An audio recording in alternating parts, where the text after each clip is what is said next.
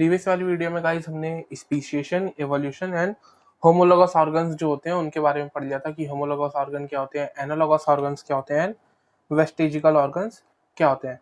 आज हम पढ़ेंगे इस चैप्टर का लास्ट पार्ट जो है हमारा फॉसिल्स। फॉसिल्स की अगर हम बात करें तो फॉसिल्स वो चीजें होती हैं जो लाखों करोड़ों सालों पहले तो एग्जिस्ट करती थी, लेकिन धीरे धीरे क्या हुआ, विद टाइम वो हमारी अर्थ के नीचे दबती गई और अब वो क्या बन चुकी है, एक हार्ड टाइप के सब्सटेंस में कन्वर्ट हो जाती है। या फिर फॉसिल्स एक तरीके से हम उन चीजों को कह सकते हैं जिससे हमें ये पता चलता है कि जो पहले वाली जनरेशन रहती थी या फिर हमारे जो एंसेस्टर्स थे वो किस तरीके थे, मतलब हम उनसे उनकी जो हिस्ट्री थी उस हिस्ट्री की स्टडी कर पाते हैं, उन चीजों को हम बोलते हैं फॉसिल्स। तो हमारे सिलेबस में 10th क्लास के सिलेबस में हमें 3 तरह के फॉसिल्स के बारे में पढ़ना है, मतलब बता रखा है। सबसे पहला होता है एमोनाइट।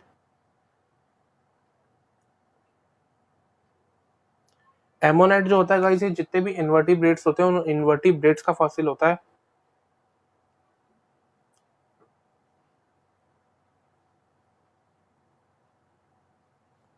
दूसरा है हमारे पास नाइटिया। नाइटिया की अगर हम बात करें, ये जितने भी फिशेस होती हैं, ये नाइटिया जो है वो नाइटिया एक फिश का फॉसिल है। और अगला जो फॉसिल है वो है राजासोरस।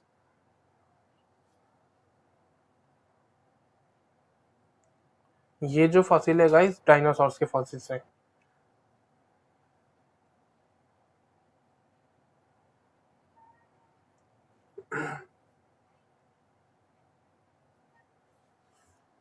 तो देखिए, एमोनाइट हम उन फॉसिल्स को बोलते हैं जो भी इन्वर्टिब्रेट्स के जो फॉसिल्स होते हैं उन्हें बोला जाता है एमोनाइट। फिशेस के जितने भी फॉसिल्स पाए गए हैं उन्हें हम बोलते हैं नाइटिया।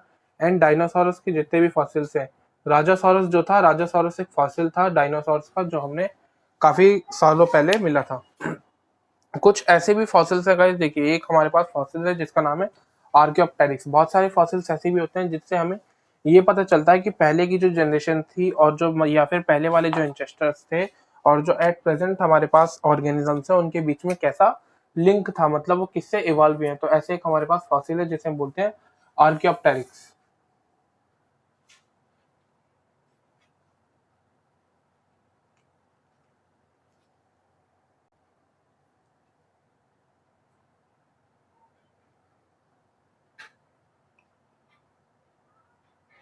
तो आर्कियोप्टेरिक्स की बात करें तो गाइस देखिए, आर्कियोप्टेरिक्स एक ऐसा फॉसिल है जिससे हमें पता चलता है कि जो बर्ड्स थे और जो रेप्टाइल्स थी उन दोनों के बीच में कभी ना कभी कोई ना कोई लिंक रहा होगा। बता रखा है a fossil Archaeopteryx is a connecting link between birds and reptiles. There is because it has feathered wings and beak like those of bird but teeth and tails like those of reptiles। मतलब इसके जो beak थी, इस वाले fossil की अगर हम बात करें, इसकी जो बीक थी एंड जो इसके विंग्स थे, वो विंग्स पूरी तरीके से कैसे थे, बर्ड्स के जैसे थे।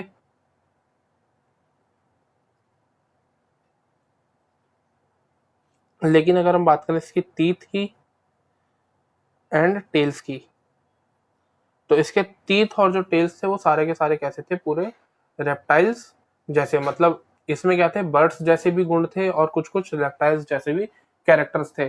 तो इससे हमें ये पता चला कि जो हमारे बर्ड्स थे वो बर्ड्स किससे इवॉल्व हुए, रेप्टाइल्स से। So it is considered that birds are evolved from reptiles, कि जो बर्ड्स हैं वो क्या हुए होंगे, रेप्टाइल्स से ही इवॉल्व हुए होंगे। अगला है guys dating of fossils. Dating of fossils का मतलब हमें पता कैसे चलता है कि कौन सा फॉसिल्स कितना ज्यादा पुराना है। तो देखिए, dating of fossils, dating of fossils से हम ये पता करते हैं कि जो हमें फॉसिल्स मिले और फॉसिल्स कितने सालों पुराने हैं। तो इसमें बता रखा है, if we start digging the earth and find fossil, the deepest layer generally contains the oldest fossil as compare to the surface layer. मतलब जो भी फॉसिल हमें जितने ज्यादा डीप में मिलेगा अर्थ के, डीप ऑफ द अर्थ, मतलब कोई भी फॉसिल हमें अर्थ में जितनी ज्यादा डीपेस्ट में मिलेगा, जितनी ज्यादा गहराई में मिलेगा, वो फॉसिल क्या होगा, उतने ही ज्यादा ओल्डेस्ट होगा। या फिर अगर कोई फॉसिल मान लीजिए हमें सरफेस पे मिलता है, तो सरफेस पे फॉसिल मिलने का मतलब क्या है, वो जो हमारे पास फॉसिल है वो अभी लगभग मान लीजिए 100 150 साल या 200 250 साल पहले अर्थ के सरफेस के जस्ट पास गया होगा। लेकिन मान लीजिए अर्थ में बहुत सारी ऐसे लेयर्स हैं, तो जो फॉसिल्स अर्थ की सबसे नीचे वाली लेयर में होगा या फिर सबसे डीप में पाया जाएगा, वो क्या होगा, मतलब उसे वो सबसे पहले क्या होगा, अगर वो आज डीपेस्ट में है, इसका मतलब कभी ना कभी अर्थ का सरफेस कहाँ रहा होगा, उस लेवल पे रहा होगा। लेकिन अब अर्थ क्या हुआ, मिलियंस ऑफ ईयर्स ऑफ अगो में, लाखों करोड़ों सालों में जो अर्थ थी उसका जो लेवल था वो लेवल इंक्रीज हो गया। इसका मतलब ये जो फॉसिल था वो धीरे धीरे नीचे जाता गया। तो जो भी फॉसिल हमें जितनी ज्यादा गहराई में मिलता है, उससे हमें पता चल जाता है कि वो फॉसिल उतना ही ज्यादा ओल्ड है। अगर कोई फॉसिल सरफेस पे मिलता है, इसका मतलब वो बहुत ज्यादा ओल्ड नहीं है। वो जो हमारे पास फॉसिल है वो रिसेंटली, मतलब थोड़ा बहुत न्यूली है, मतलब कुछ हजारों साल पहले की भी नहीं, लगभग 100 150 या 200 300 साल पहले पुराना ही वो फॉसिल होगा, या मैक्स टू मैक्स 1000 2000 साल पहले। लेकिन अगर कुछ फॉसिल हमारे पास बहुत ज्यादा गहराई में मिलते हैं, तो इसका मतलब वो हमारे पास और भी ज्यादा पुराने, मतलब 4 5 हजार साल पुराने या फिर 10 12 हजार साल पुराने भी हो सकते हैं। इसी के साथ साथ एक दूसरा तरीका भी होता है हमारे पास डेटिंग ऑफ फॉसिल करने का, वो है carbon dating.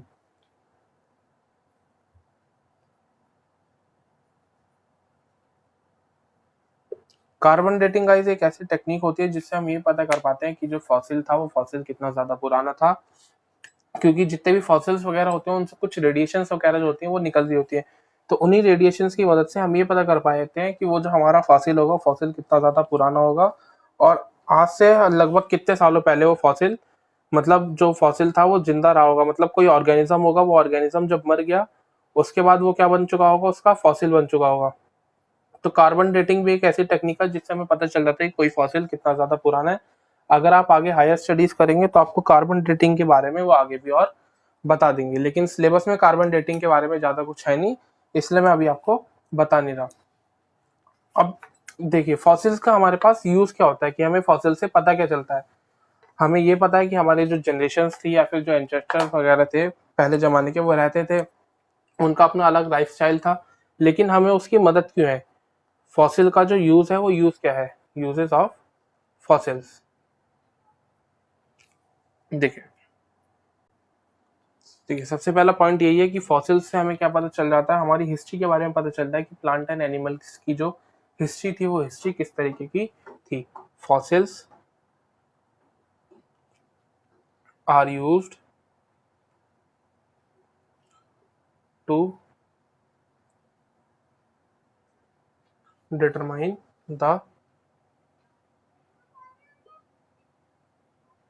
History of plant and animals. कि इससे हमें पता चलता है कि जो प्लांट्स एंड एनिमल्स थे उनकी हिस्ट्री किस तरीके थी। दूसरा पॉइंट है fossil give us idea of evolution, मतलब फॉसिल्स से हमें ये पता चलता है कि कितना ज्यादा एवोल्यूशन हुआ है। Fossils give us idea of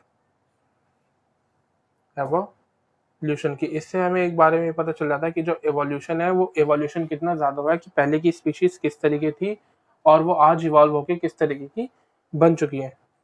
and next point है fossils gives us an idea about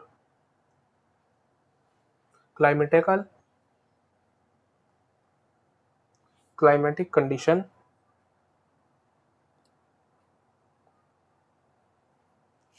of earth in the past। तीसरी बात जो फॉसिल से हमें पता चलती है कि इससे हमें ये जानने को मिलता है कि अगर हम पास्ट की बात करें तो पास्ट में जो अर्थ की क्लाइमेटिकल कंडीशन थी वो क्लाइमेटिकल कंडीशन क्या थी, मतलब अर्थ का टेम्परेचर बहुत ज्यादा गर्म रहता था या फिर बहुत ज्यादा ठंडा रहता था, या फिर बारिश बहुत ज्यादा होती थी या फिर नहीं होती थी। क्योंकि फॉसिल से हमें पता चलेगा कि जो ऑर्गेनिजम्स थे वो ऑर्गेनिजम्स किस तरीके के रहते थे। कि कुछ ऐसे ऑर्गेनिजम्स थे जैसे पोलार बियर की अगर हम बात करें, तो पोलार बियर का जो फॉसिल होगा वो हमारे नॉर्मल जो एक ब्राउन बियर होता है उससे काफी अलग होगा। क्यों, क्योंकि जो पोलार बियर है वो ठंडे इलाकों में रहता है, उसकी बॉडी के जो स्ट्रक्चर होगा वो अलग होगा, और जो ब्राउन बियर होता है उसकी बॉडी का स्ट्रक्चर अलग होगा। तो इसी तरीके से हमें ये भी फॉसिल से ये पता चल जाता है कि जो ऑर्गेनिजम्स किसी एक पर्टिकुलर जगह पर रह रहे थे उस जगह की जो क्लाइमेटिकल कंडीशन होगी वो क्लाइमेटिकल कंडीशन किस तरीके की होगी। तो ये था गाइज आज की वीडियो में। अगर आपको वीडियो अच्छी लगी हो तो वीडियो को लाइक कीजिएगा, चैनल को सब्सक्राइब करना ना भूलें। Thanks for watching.